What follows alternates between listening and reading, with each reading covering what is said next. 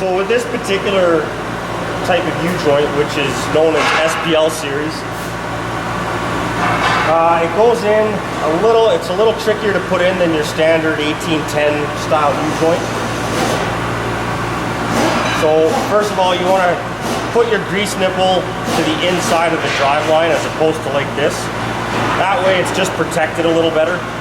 You also obviously want to make sure your grease nipples are facing in a direction that you can get to it easily with a grease gun. So like this. If I put it like this and didn't realize when it came time to grease it, obviously I'd have a problem on my hands. So just wiggle it in like this.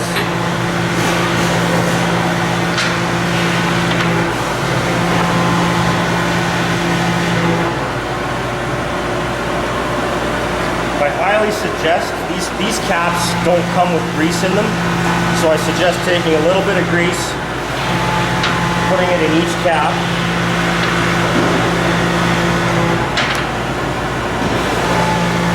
and then just smear it around the inside with your finger. That will ensure, firstly, that your U-joint doesn't fail prematurely, and that also when you're banging your caps in, the grease helps keep the needles in place.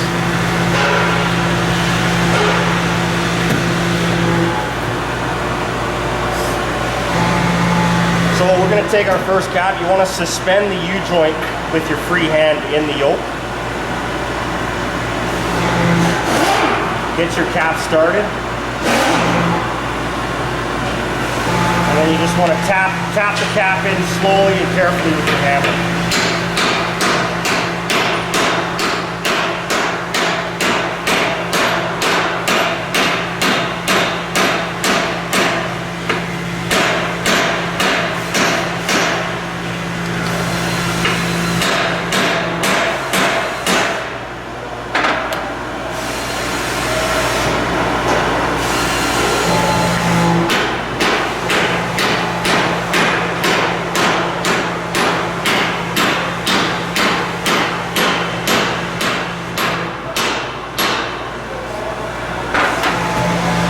Now these U-joints come with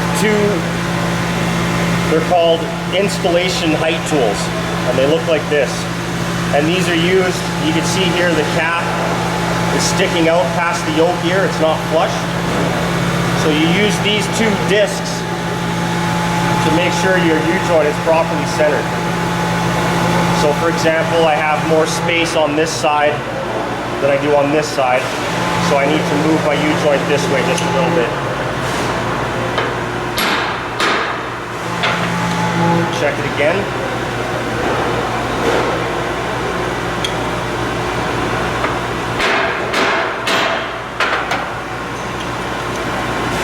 You want to try and get it as close as you can.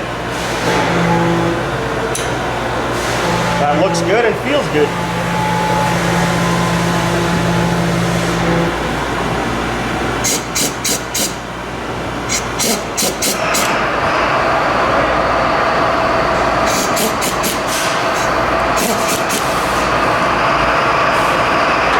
So it's very important that these bolts are torqued. I'm using an inch-pound wrench for these, and I'm going to set it to 420 inch-pounds.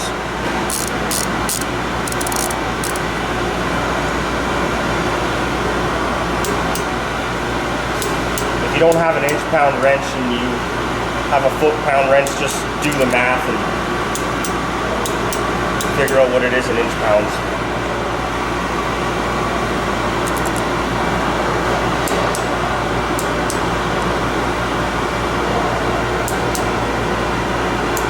So the last step before we throw the shaft in the balancer is to install our new steady bearing. A lot of times if you're changing a steady bearing and it's the original steady bearing, a lot of times the drive shaft will have this slinger on here, and it'll also have one on the yoke, which protects the bearing from all the dirt and debris that flies around underneath. But with Spicer's new style steady bearing, which is this one here, these slingers actually work against the bearing. So it's a good idea to knock these off whenever you change a steady bearing, to knock these slingers off, because the new style bearings are completely protected inside the rubber. So all these do is get in the way, and they actually end up cutting into the rubber, which weakens the bearing over time. So depending on which bearing you have, it's highly advisable to just very simply take a hammer and just knock them off, the drive shaft and the yoke. Really nothing to putting it back on. You need to find the right piece of pipe, the right size diameter pipe that will allow you to bang the bearing onto the stub without damaging the bearing.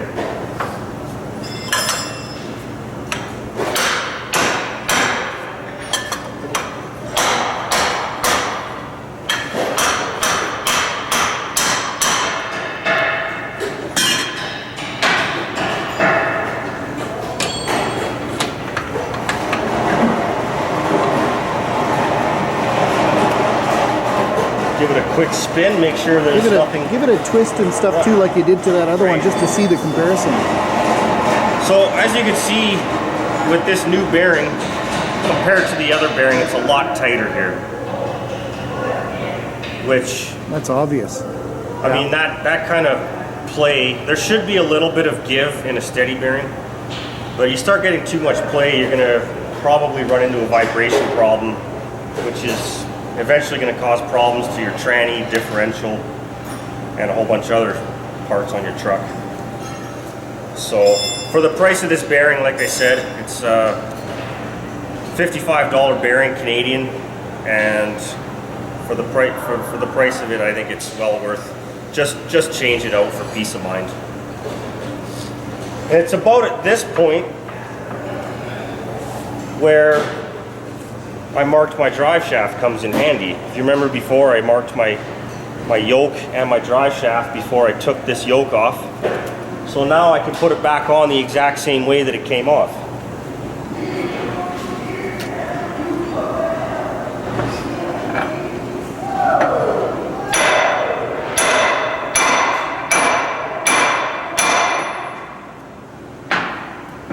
That's about as far as I'm going to get it on with a hammer. It's going on really tight, which is a good sign.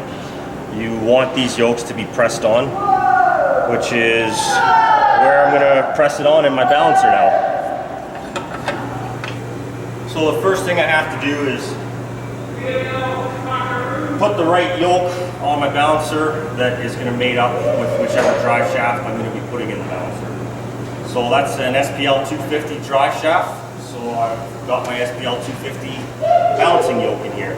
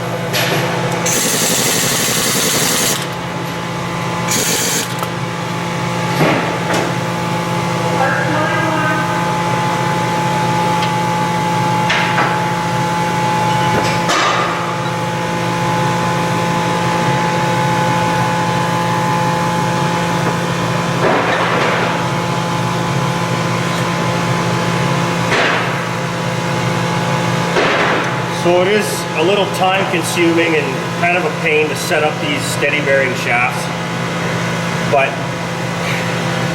it's obviously so that we can balance it and straighten it, which is a pretty important part of the process here.